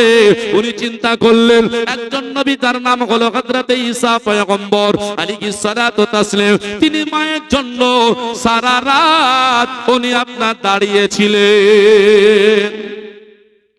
ঈসা পয়গম্বর সারাটা রাত উনি আপনার যেন দাঁড়িয়েছিলেন, সারা রাত আপনার এক গ্লাস পানি খাবার নিয়ে মায়ের জন্য দাঁড়িয়েছিলেন। তাই উনি চিন্তা করলেন, আল্লাহ, একজন নবী যদি মায়ের জন্য সারা রাত দাঁড়িয়ে থাকতে পারে, আজকে মা আমাকে দাঁড়াতে বলেছে, আমি 1 মিনিট 2 মিনিট কেন, সারাটা দিন আমার মা যদি আমার দরওয়াজা না খুলে দেয়, আমি মায়ের জন্য অপেক্ষায় দাঁড়িয়ে থাকব। আছে নাকি এখন? এখন থাকবে? এখন আর থাকবে না। মায়ের জন্য দাঁড়িয়ে থাকলে বউ বলবে ভাত খাবো না, তোমার মা লিয়া তুমি বাস করো গা, নাকি বলছে? লুঙ্গি পরে পাড়ায় গেলে ভালো, প্যান্ট পরে গেলে যাবে কোথায় বলো? ঠিক আছে, আর প্যান্ট পরে বাড়ালেই বলতে হবে যে কোথায় যাচ্ছেন, কৈফিয়ত দিয়ে যেতে হবে, নাকি বলেন? মুসলমান আমার ভাইরা, যুগের দিকে একটু তাল মিলাতে হচ্ছে বাবা। বজ্জাত সামাইনা হাদরাত, একবার লক্ষ্য করতে হবে। মায়েদেরকে বলেছি, মায়েরা হলো মর্যাদাবান, কত মর্যাদাবান শোনাবো আর একটু লাস্টের দিকে বাবা। তবে দয়ার নবী আমার বললেন, আর সাহাবী রাসূল চিন্তা করলেন, সারাটা দিন রাত হলেও দাঁড়িয়ে থাকবো। বেটা দাঁড়িয়েই রইলেন দীর্ঘ সময়। দাঁড়িয়ে থাকার পরে এদিকে আমার নবী দোয়া করে দিয়েছেন, এদিকে নবী মুস্তাফার দোয়া দোয়া কবুল হয়ে গিয়েছে। দীর্ঘ সময় পর দরওয়াজা যখন খোলা হয়ে গেল, বেটা বাড়ির মধ্যে আপনার সাহাবী রাসূল বাড়িতে প্রবেশ করে গেলেন। দেখতেছেন মা পোশাক পরিবর্তন হয়েছে। কিসের পরিবর্তন? পোশাকের পরিবর্তন হয়েছে। আমাদেরও কিছু পরিবর্তন হয়েছে। পাঞ্জাবি বাদে গেঞ্জিতে নামাজ হচ্ছে, টুপি বাদে বিনা টুপিতে নামাজ হচ্ছে, হয় না হয় না? মুসলমান আমার ভাইরা লক্ষ্য করে দেখুন, ইসলামিক পোশাকটাকে উঠাতে আরম্ভ করলেন। আপনি কথায় কথায় বলছেন এটা ফরজ নাকি, এটা ওয়াজিব নাকি? হায় আল্লাহ, মসজিদকে মার্বেল মারতে হবে ফরজ নাকি? তোমার বাড়িতে মার্বেল মারতে হবে, রং করতে হবে ফরজ নাকি?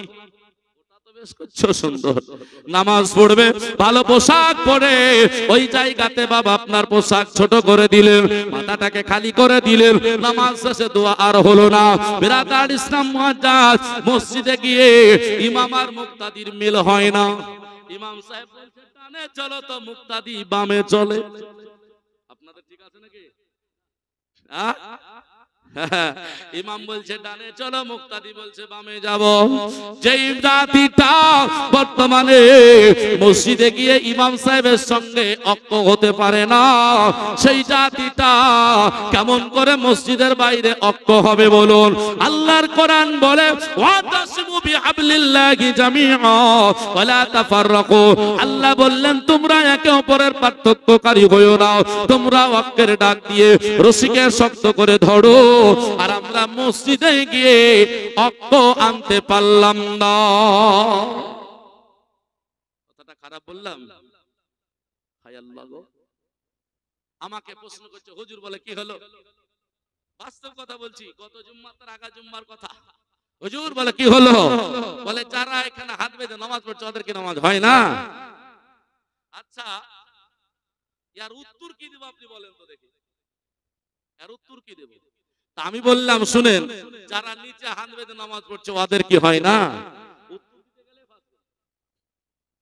মানে ও জানে ভালো যে নিচেও নামাজ হবে, উপরেও নামাজ ভালো জানে, বুঝেছেন? তারপরে প্রশ্ন করছে, তাও বলছে হ্যাঁ হবে। তো নিচে যদি নামাজ হয় তা আবার আমি ঝামেলা কেন পাকাবো? কথা আমার বুঝেনি? নিচে যদি আমার নামাজ হয় তো নতুন করে আমার উপর আসার দরকার কি? নিচেই তো ঠিক আছে, কিন্তু ঝামেলা পাকানোর জন্য আসছে। আপনি এই উত্তরটা দিবেন, নিচে যদি হয় তাহলে ঠিক আছে, আমার আর উপর দরকার নেই। হয় বলো যে নিচে নামাজ হবে না, তাহলে উপরে আসবো। মুসলমান আমার ভাইরা একটু লক্ষ্য করবেন, বজ্জাত সামাইনা গাদরা চলুন এগিয়ে যায়। আল্লাহ নবী সাল্লাল্লাহু আলাইহি ওয়াসাল্লামের দোয়া কবুল হয়েছে। সাহাবীয়া রাসূল বললেন, বলে মা পোশাকের পরিবর্তন দেখা যায়। মা মুচকে মুচকে ঘেসে ঘেসে বলল, বেটা রে শুধু পোশাকের কি পরিবর্তন দেখলে বলো? বলো কেন? বেটা আমি বিছানায় শুয়েছিলাম, আজকে তোমাকে খবর বলি শোনো, আমি বিছানায় শুয়ে থাকা অবস্থায় আমার কাছে কে যেন আসলো মনে হলো, আমাকে আওয়াজ দিয়ে শোনাচ্ছিল। আমি মানুষ বুঝতে পারলাম না, তবে মানুষের কণ্ঠ মনে হলো। সুমধুর কণ্ঠে সুমধুর আওয়াজে আমাকে কালিমা দাওয়াত দিল, আশহাদু আল্লা ইলাহা ইল্লাল্লাহু ওয়া আশহাদু আন্না মুহাম্মাদান আবদুহু ওয়া রাসূলুহু। আমাকে বলে আল্লাহর বান্দি আর কতদিন বিছানায় এভাবে ঘুমিয়ে থাকবি বল? না না না না, একবার হলেও জেগে একবার যেন সুমধুর কণ্ঠে নবীর কালেমাটা পাঠ করে নিতে হবে। আর মুশরিকা না থেকে মুসলিমা হয়ে যেতে হবে, মুসলমান হয়ে যেতে হবে। জীবনটা ধন্য হয়ে যাবে, আখিরাত ধন্য হয়ে যাবে।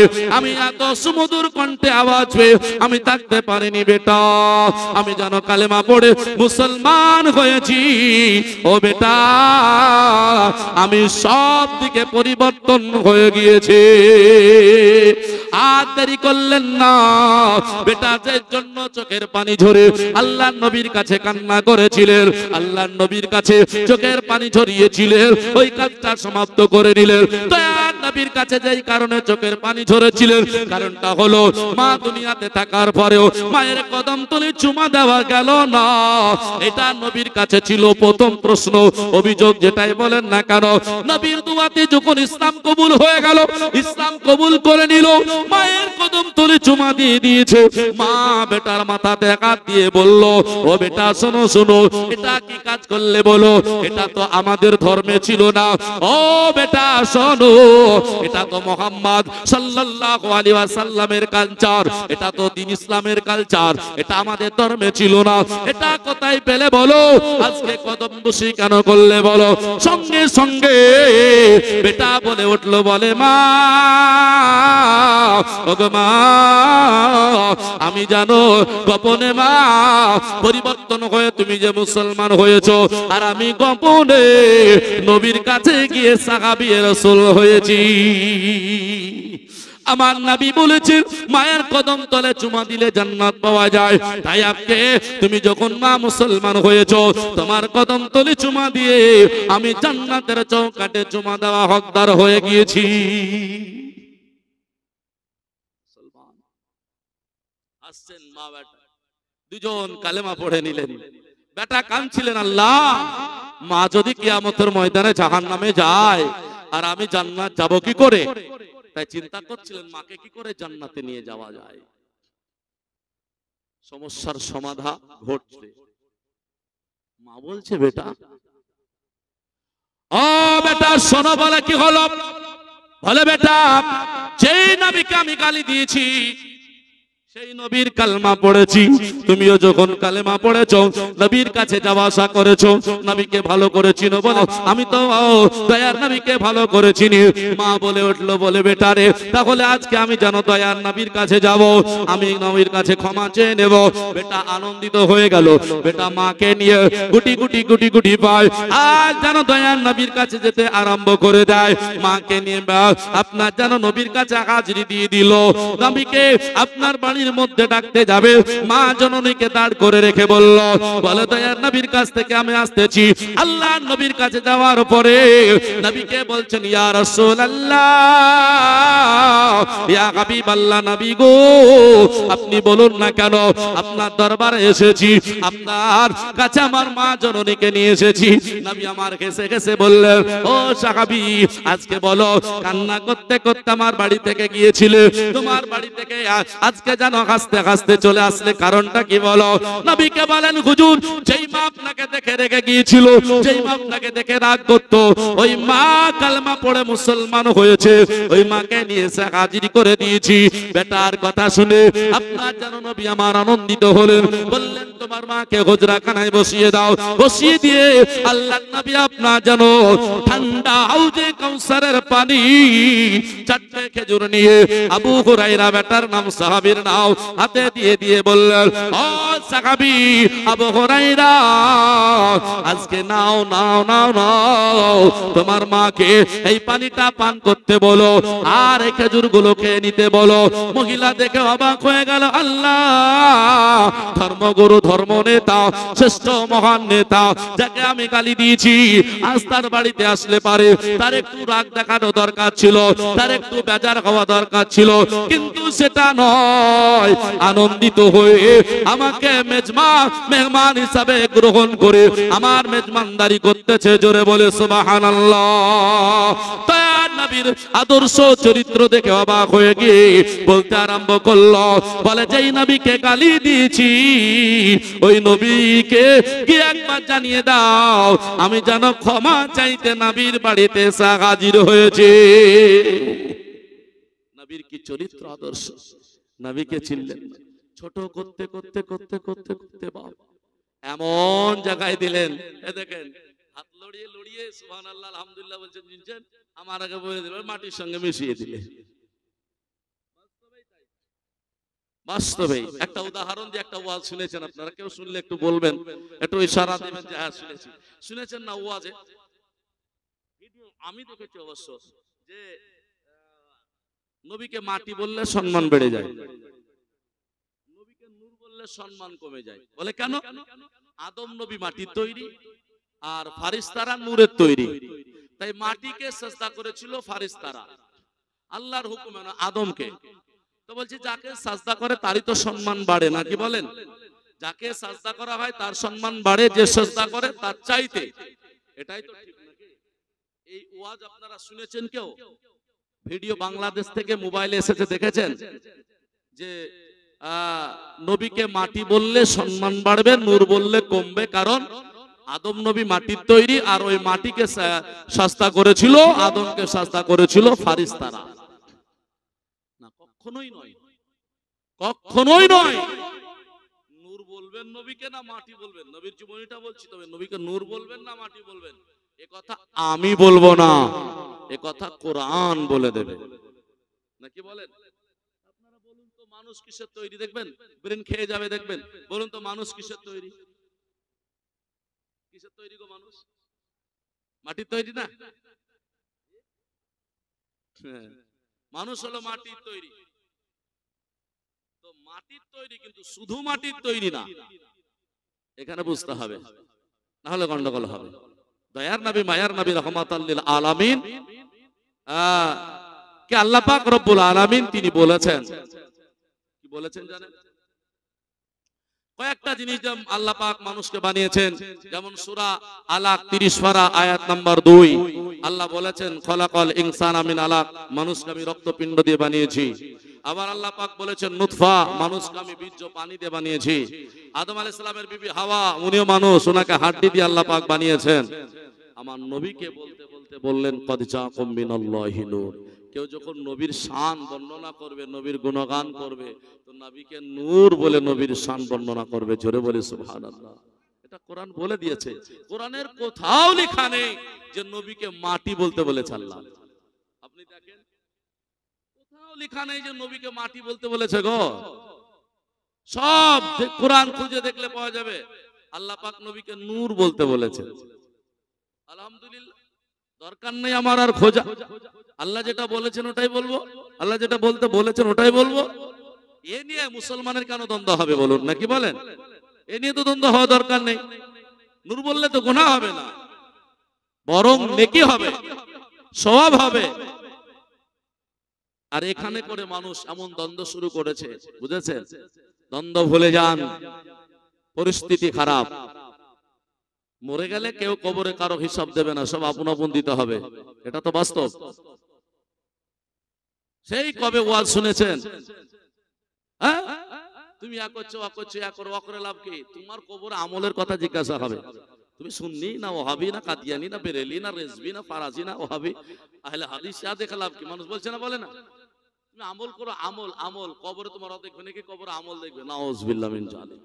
এ ভুলে যান, কবরে কোনোদিন আমলের কথা জিজ্ঞাসা হয়? হবে? কবরে আমলের কথা জিজ্ঞাসা হয় না গো।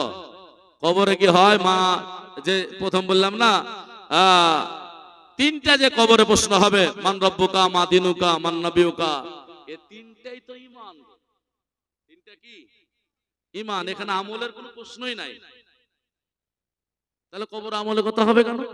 তাহলে এই কথা যারা বলে তারা ভুল বলে। আপনি জিজ্ঞাসা করবেন, যে যেই বলুক না কেন জিজ্ঞাসা করবেন, কবর আমলের কথা হয় না। আল্লাহ বুঝার তৌফিক দান করুক, সকলে বলি আমিন। মুআজ্জাজ দয়ার নবী মায়ার নবী রাহমাতাল লিল আলামিনের আদর্শ দেখুন। যার কাছ থেকে গালি খায় তার মেহমানদারি হিসাবে তাকে গ্রহণ করে মেজবানদারি করিয়ে নাই। জোরে বলে সুবহানাল্লাহ। সাহাবী রাসূল বলছেন, হুজুর আপনার মতো মানুষ পাওয়া যায় না। বলে হুজুর আমার মাঝে কত গালি দিয়েছিল, একটু ক্ষমা চাইবে কি? কি আপনি আগে এত মেহমানদারি করতে লাগলেন? নবী আমার বলছেন, কিসের ক্ষমা, কিসের ক্ষমা? যখন ও ইসলাম কবুল করে নিয়েছে, আর জিন্দেগীর সব পাপ আল্লাহ মাফ করে দিয়েছে। জোরে বলুন না। আমাদের মধ্যে যদি কেউ বেধর্মী একজন ইসলাম কবুল করব বলে আসে, তাহলে আমরা প্রথম কি কাজ করব বলুন তো? অনেকে হয়তো বলবেন যে ওকে গোসল করে ওযু করে নিয়ে এসো, নাকি? কিন্তু বলছে না, ওকে গোসলও করানো যাবে না, ওকে ওযুও করানো যাবে না। প্রথম হলো ওকে কালেমা পড়িয়ে মুসলমান বানিয়ে নিতে হবে। প্রথম ওকে মুসলমান বানিয়ে নেন, তারপরে কালেমা গোসল যা করার দরকার পরে আরো করিয়ে নেন। কেন বলছি জানেন? কারণ গোসল বলেন, ওযু বলেন, নামাজ বলেন, জিকির বলেন, আজকার বলেন, দান বলেন, খায়রাত বলেন, এগুলো তো মুসলমানের জন্য, নাকি? এগুলো মুসলমান করবে। তো ও তো মুসলমান হয়নি, তো কখন করবে? এর জন্য ওকে মুসলমান তাড়াতাড়ি বানান, তারপরে সব কাজে নিয়ে আসুন। এই কাজগুলো আমাদের শেখা উচিত, না হলে হবে না। আর একটা মাসআলা বলে দিব ইনশাআল্লাহুল আজিজ আপনাদেরকে। আপনারা হয়তো ভাবছেন এগুলো আপনারা শিখে যাবেন, হ্যাঁ মানে ধরেন ইশার নামাজ পড়বেন বা মাগরিবের নামাজ পড়বেন বা ফজরের নামাজ পড়বেন, বাড়ি থেকে বেরিয়ে গেলেন, বেরিয়ে যে আপনি বলছেন বলে আমি নিয়াত করে বাড়ি থেকে বেরিয়েছি, আমি তো ইশার নামাজ পড়ব। আল্লাহ কি জানে না আমাকে মসজিদে গিয়ে আবার নাই তোয়ান উসাল্লি লিল্লাহি তাআলা রাকাতিস সালাতি আবার নিয়াত করতে হবে, বলছেন না বলে না, আবার নিয়াত করতে হবে। ইয়া কোথায় আছে নিয়াত করতে হবে? হয়ে গেছে তো, বাড়ি থেকে বেরিয়ে এসেছে, আল্লাহ তো জানে। বললে হবে না। কেন হবে না শুনুন, এই কারণে হবে না। হাদিস আছে আল্লাহর নবীর, নবী আমার বলেছেন তাসদিক বিল কলব ইকরার বিল লিসান আমালু বিল আরকান। একটু জোরে বলি সুবহানাল্লাহ। তাসদিক বিল কলব মানে হলো অন্তরে বিশ্বাস করে নেওয়া, ইকরার বিল লিসান মানে হলো জবানে প্রকাশ করা, আমালু বিল আরকান মানে হলো বাস্তবায়িত করা। একটা হাদিস তিনটা তার ব্যাখ্যা মাফহুম, তিনটে কানে বোঝায়, আর আপনি একটা বুঝ নিলেই তো হবে না। তার মানে আপনি বাড়ি থেকে বেরিয়েছেন, হবে তো আলাদা কথা, আপনি জানেন আপনি কেন করছেন না। কেউ যদি দুটোর সূরা মুখস্থ করে নেয় ওর তো নামাজ হবে, কিন্তু ওকে বলছে না চারটে সূরা মুখস্থ করো, যেহেতু সুন্নাত 4 রাকাত আছে, নাকি বলেন? আপনি জানার পরে কেন করবেন না? আর করবেন না তো নাজায়েজ তো বলতে পাবেন না। তো কথার কথা হলো আপনি বাড়ি থেকে নিয়াত করে যাচ্ছেন না, আপনি বলছেন আমি কালবে নিয়াত করে নিয়েছি। ধরে রাখেন এ পাড়ার ও পাড়া ছেলে মেয়ের বিয়ে হচ্ছে, এরকম আছে না নাই? আছে না নাই? আছে। তো এই ছেলেটা এ পাড়া ধরেন এ বিয়ে করতে যাবে ওই পাড়ায়, তো এ তো খানা জুড়েছে, এ তো নিয়াত করে নিয়েছে যে আজকে আমার বিয়ে, আমি বিয়ে করতে যাব। আর নিয়াত যদি না করেছে তো পিছনে বর কেনে নিয়েছে, বলেন নাকি? বর যাত্রী নাইনি, বর যাত্রী নিয়েছে সঙ্গে, এ তো বাড়ি থেকে নিয়াত করেই বেরিয়েছে। আর ওদিকে ওই মহিলাটা এও কিন্তু নিয়াত করে বসেছে, ওই পাড়ার অমকের ছেলের সঙ্গে আমার বিয়ে, আজ আমার বিয়ে হচ্ছে। নিয়াত করে বসেছে না বিনা নিয়াতে বসেছে? এটা নিয়াত করে বসেছে না বসেনি? বসেছে। দুজনেই নিয়াত করে বেশ ভালোই রমরমা বরযাত্রী চলে গেল বর সহ, ওদিকে খানা পানি সব চলছে। এদিকে যাওয়ার পরে খেয়ে দিয়ে মেয়েটাকে নিয়ে চলে আসে, নাকি আপনাদের দিকে কি করে গো? কালেমা পড়ায়, ইজাব কবুল করায়, তার জন্য থাকে নাকি না থাকে না? নিয়াত করে বসে আছে, আবার কাজ দুজনারই নিয়াত ঠিক আছে, হয়ে গেল, খাওয়া দাওয়া শেষ, চলো বাড়ি। হবে? হবে না। কেন? বাড়ি থেকে তো নিয়াত করে বেরিয়েছে, আপনি বলে দিলে হয়ে গেল আমি নিয়াত করে বেরিয়েছি নামাজ পড়বো। আপনি জেনে শুনে ভুল করছেন কেন? তাহলে এখানে যেমন নিয়াত করে বেরিয়ে ওখানে কালেমা পড়াচ্ছেন, ইজাব কবুল করছেন, ছেলে মেয়ের কাছে যাওয়া আসা করছেন, ওই রকম আপনি মসজিদ থেকে গেলেন, জানেন তো নিয়াত করতে অসুবিধা কোথায়, নিয়াতটা করে নেন, নেকি হবে, সব হবে। কেউ তো নাকি দেবেন, আগেই বলেছি। আপনি জেনেও করতে যাচ্ছেন না, বাধা দিচ্ছেন, খবরদারে কথা বলবেন না। আর যদি বলেন তাহলে আপনার ছেলে মেয়ে, আপনি তো বিয়ে করে নিয়েছেন আলাদা কথা, কিন্তু আপনার ছেলে মেয়ের বিয়ে তো মৌলবি মোল্লা কাউকে ডাকবেন না, খানা পানি করলে চলে যাবেন। দেখি কে পারে একবার, সমাজ মেনে নেবে? একজন মানবে না মুসলমান। তারা আমাদের প্রত্যেকটা মানুষ, আমরা ঠিক করছি না ভুল করছি, শুধুমাত্র হাদিসে দেখছেন এটাই, বলে এটা তো নাই, এটা আছে, ঠিক নাই, আপনি করলেন না। সব জিনিস নাই বলে আপনি ছেড়ে দিচ্ছেন। হাদিসে কত জিনিস আপনি পাবেন না, কোরআনে কত জিনিস আপনি পাবেন না, এটা তো আপনার খবর নেই। আচ্ছা, দুই একটা করে বলে দেবো, আপনাদেরকে স্মরণ রাখবেন। মানে জালসা করে চলে গেলে ভুলে গেলে ভালো লাগে না, স্মরণে রাখতে হয়। এর জন্য খুব সহজ সহজ করে বুঝাচ্ছি। ধরে নেন আপনার বাড়ি ছাদ আছে, ছাদের ওপরটা বিক্রি করবেন আর আমি কিনবো। আপনি ছাদের ওপর বিক্রি করবেন, নিচটা বিক্রি করবেন না, ছাদের ওপর বিক্রি করবেন আর আমি কিনবো। আপনি বেচছেন, আপনিও রেডি, আমি কিনবো, আমিও রেডি। এটা জায়েজ হবে না না জায়েজ হবে? এর হাদিস ও কোরআন থেকে কোনো ফয়সালা কোনো মৌলবি এনে দিতে পারবেন?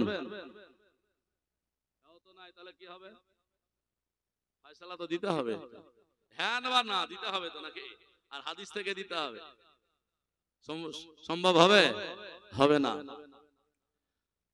জিনিসগুলো বুঝতে হবে। বাড়ির কুকুর, এই যে রাস্তায় ঘুরে বেড়াচ্ছে, আপনার বাড়িতে একটা কুকুর যাওয়া আসা করে, এই কুকুরটা আপনি রাগ করে বেচে দিচ্ছেন, আর একজন কিনতে রেডি, এ কিনবে আর ও বেচবে, ইয়াও হাদিস কোরআন থেকে এনে দিতে হবে। মনে রাখুন, এগুলো প্রশ্ন করবেন। তারপর আবার চলে যান। এটা তো হলো কোন মানুষ, কোন পুরুষ তার স্ত্রীকে তালাক দিল, 3 তালাক একবারে শেষ করে দিয়েছে। এবার এই মেয়েটা অন্য কাউকে বিয়ে করবে, মেয়েটা অন্য কাউকে বিয়ে করবে। ও কতদিন পর বিয়ে করবে? আমরা তো জানি 3 মাস 10 দিন, নাকি? হ্যাঁ, 3 মাস 10 দিন পর বিয়ে করবে। কোরআন হাদিস আছে কোথাও? আনতে বলিয়েন তো, বেশি দিলাম না, এই কটাই মনে রাখিয়েন, ভুলে গেলে হবে না। অনেক আছে, অনেক, শুধু এগুলো দিলাম বেরেনে, এগুলো নিয়ে যান। এই প্রশ্নগুলো করলে আপনি সব সন্ধান পেয়ে যাবেন। বলে সব জিনিস হাদিস আর কোরআন খুঁজতে হয় না, জায়েজ না জায়েজ দেখতে হয়, ফিকাহ দেখতে হয়। হ্যাঁ, বুজুর্গানের দিন দেখে ফলো করতে হয়, বুজুর্গানের দিন দেখে হারিয়ে দিলে হয় না। আল্লাহর কোরআন বলতেছে, ইয়া আইয়ুহাল্লাযীনা আমানুত্তাকুল্লাহা ওয়া কুনু মা'আস সাদিকিন। আল্লাহ বললেন, হে ঈমানদার বিশ্বাসী বান্দাগণ, তোমরা আল্লাহকে ভয় করো আর সত্যবাদীর সঙ্গ লাভ করো। তাহলে বোঝা এটাই গেল যে আল্লাহকে ভয় করার সঙ্গে সঙ্গে আমাদেরকে সত্যবাদীর সঙ্গ লাভ করতে হবে। সত্যবাদী কারা? বুজুর্গানে দিন। সূরা ফাতিহা প্রথম পারা, প্রথমেই আপনার কোরআন শরীফ খুললেই 5 ওয়াক্ত নামাজে যে সূরা ফাতিহা পড়তে হয়, এখানে লেখা আছে ইহদিনাস সিরাতাল মুস্তাকিম সিরাতাল্লাযীনা আন'আমতা আলাইহিম। ইহদিনাস সিরাতাল মুস্তাকিম মানে হলো আমাদেরকে সোজা পথে পরিচালিত করো। সিরাতাল্লাযীনা আন'আমতা আলাইহিম, যেই পথে তোমার বুজুর্গানের দিন চলে গিয়েছে।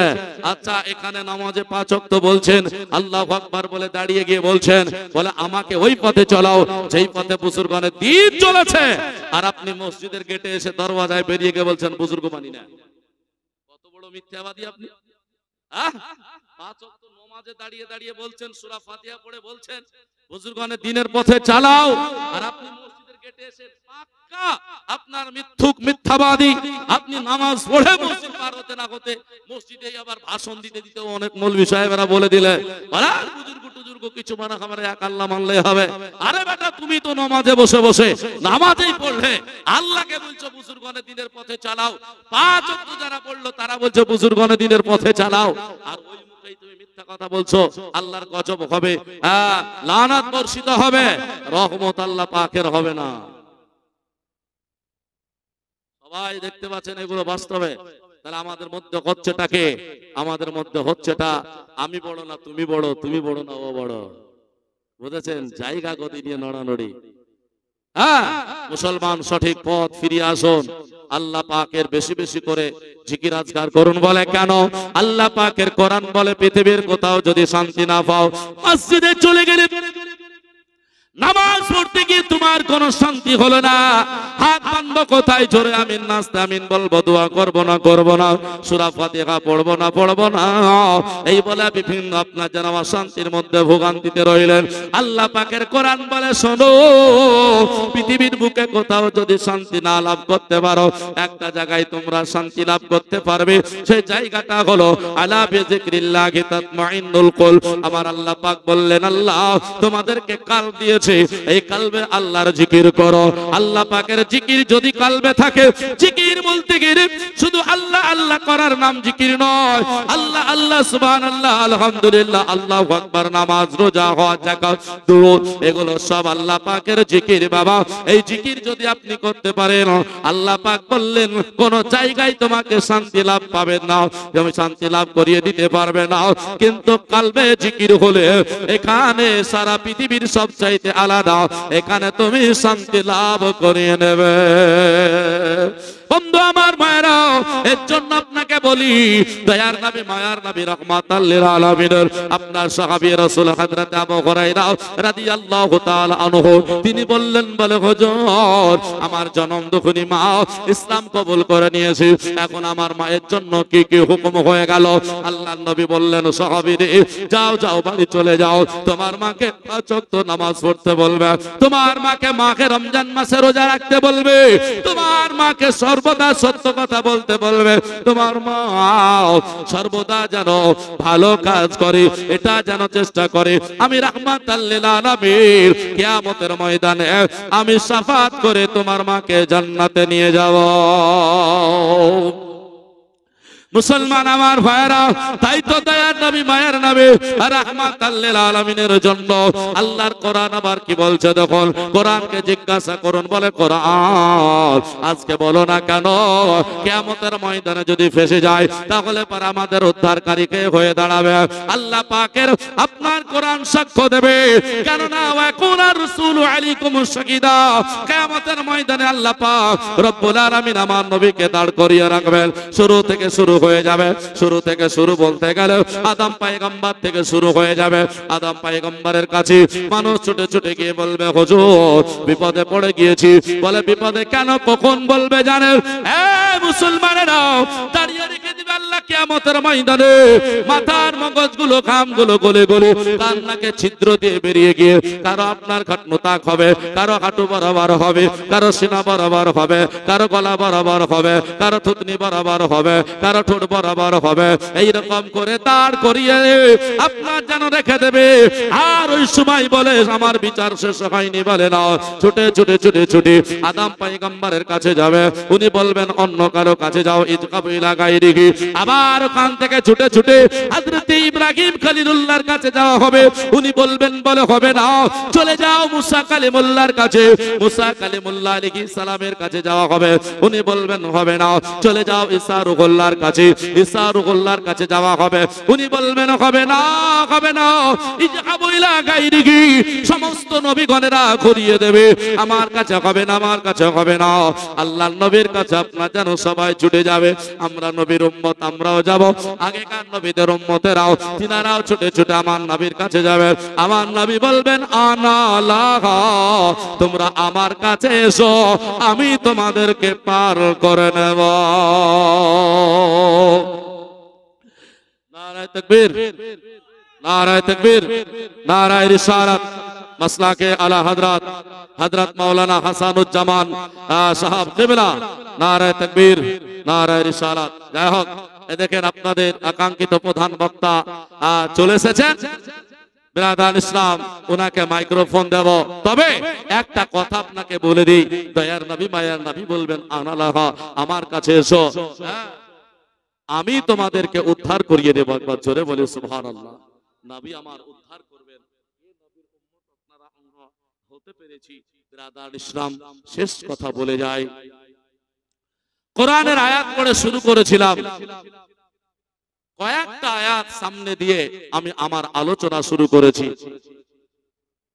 ব্রাদার, যে কথাগুলো আপনাদের সামনে আমি বলে গেলাম, যদি কারো কোথাও কোন রকমের কথায় কোন রকম গন্ডগোল মনে ভাবেন যেখানে হয়েছে, আপনি আমাকে জিজ্ঞাসা করে নেবেন। যদি ভুল হয় আমি শুধরাবো, আর যদি আপনার বুঝতে ভুল হয় আপনিও সঠিকটা বুঝে নেবেন। ব্রাদার, কেন জানেন? মানুষ মসজিদে নামাজ পড়তে গিয়ে এখনো সঠিকভাবে নামাজ পড়া জানে না। আছে না? নাই, অনেকে, বহু আছে। বসে নামাজ পড়তে হয় কিভাবে এটাও সঠিকভাবে জানে না। ইমাম সাহেব বললে হয়তো এক বলে দেয়, আর এক শুনে নিলে গন্ডগোল হয়ে যায়।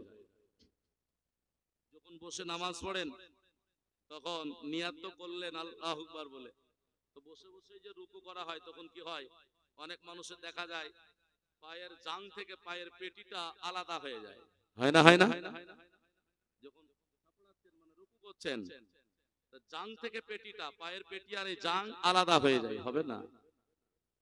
বসে নামাজ পড়লে রুকু করবেন যখন, তখন পায়ের পেটি আর জাং যেন আলাদা না হয়, এইরকম করে আপনাকে ছাপড়াতে হবে। আর সাজদায় যখন যাবেন তখন হবে আলাদা। এবার শুনতে গিয়ে দেখা গেল বলে আপনি রুকুটাকে নিলেন না, নিয়াতের কথাই নিয়ে নিলেন, তাহলে তো গন্ডগোল হয়ে যাবে। বুঝতে যেন অসুবিধা আপনার না হয়, আল্লাহ পাক সঠিক বুঝদান করুক, সকলে বলি আমিন। ভাইয়েরা, বাপজিরা, মুসলমানেরা, আর একটা কথা আপনাকে শেষ কথা এটা বলে আমার বক্তব্যের রীতি করতেছি। কোরআন থেকে আমি পড়েছিলাম, আল্লাহ পাক রব্বুল আলামিন বলেন, সত্য মানুষের সঙ্গ লাভ করো, ভালো মানুষের সংস্পর্শ হয়ে যাও। আপনারা যেখানেই ভালো মানুষ পাবেন সেখানেই তাদের একটু সঙ্গ লাভ করবেন, সঙ্গে থাকার চেষ্টা করবেন। আল্লাহ পাক সঠিক বুঝদান করুক, সকলে বলি আমিন। বলার মাধ্যমে যদি হয়ে থাকে ভুল ত্রুটি, আমি খোদার কাছে ক্ষমা প্রার্থী। সকলে একবার তওবা পড়ে নিই, রাসূল কে হাজির ও নাজির মনে করে আস্তাগফিরুল্লাহ ওয়া রাব্বি মিন কুল্লি জামবি ওয়া আতুবু ইলাইহি লা ইলাহা ইল্লাল্লাহু মুহাম্মাদুর রাসূলুল্লাহ সাল্লাল্লাহু তাআলা আলাইহি ওয়া সাল্লাম।